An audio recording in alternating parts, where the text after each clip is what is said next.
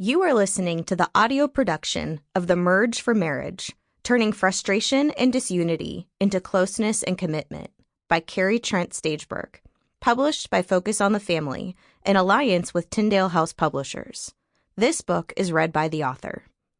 For the merge map referenced in this book, please visit http://tyndale.life/merge map.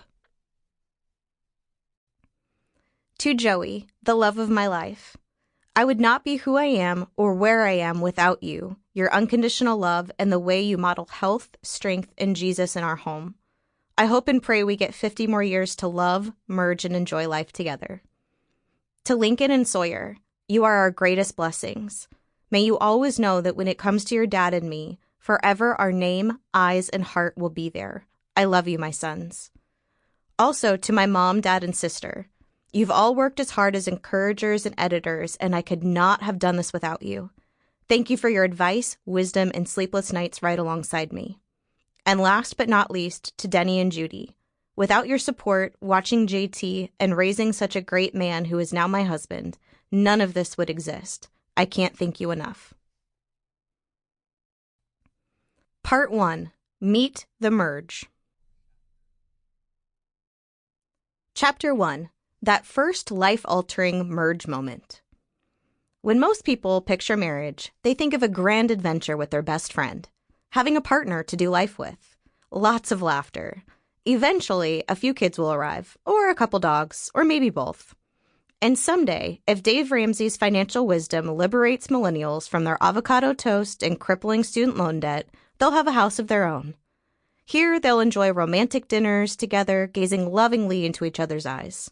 Afterward, they'll sit snuggled together on the couch while watching their favorite show. Yes, there will be some challenges here and there, but it won't be anything their love can't survive. Their love is going to last forever. A lovely picture, to be sure. And it's all true, really, for a few weeks at least. Or, if you're fortunate, a few months.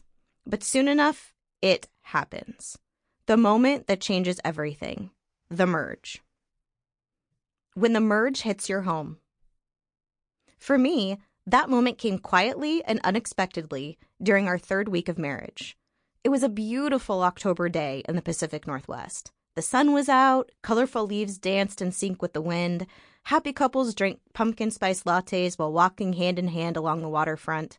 All was right with the world.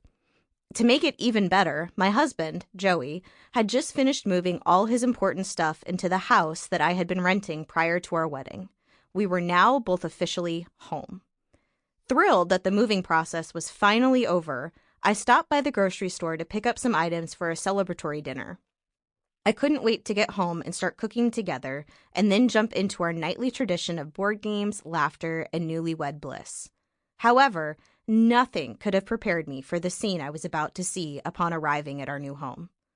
Trying out my best Ricky Ricardo voice, I opened the door to our house and yelled, "Joey, I'm home!"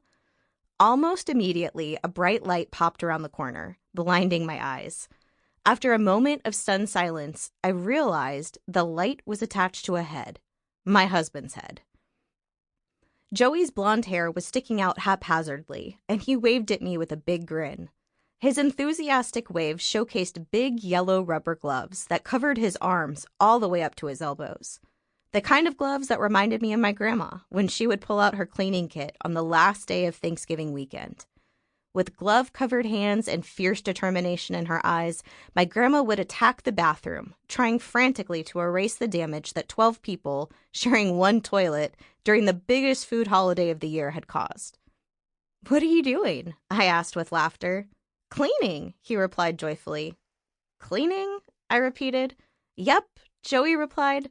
"With a headlamp?" I pressed further, a confused look beginning to replace my smile. "You know it," he said confidently, as if cleaning with a headlamp were a completely normal activity that he did daily. "Did the puppies get sick or something?" I asked, referring to our dogs and searching hard for a reason why either a headlamp or gloves would be needed. "Nope, just cleaning the downstairs sink." Sample complete. Ready to continue?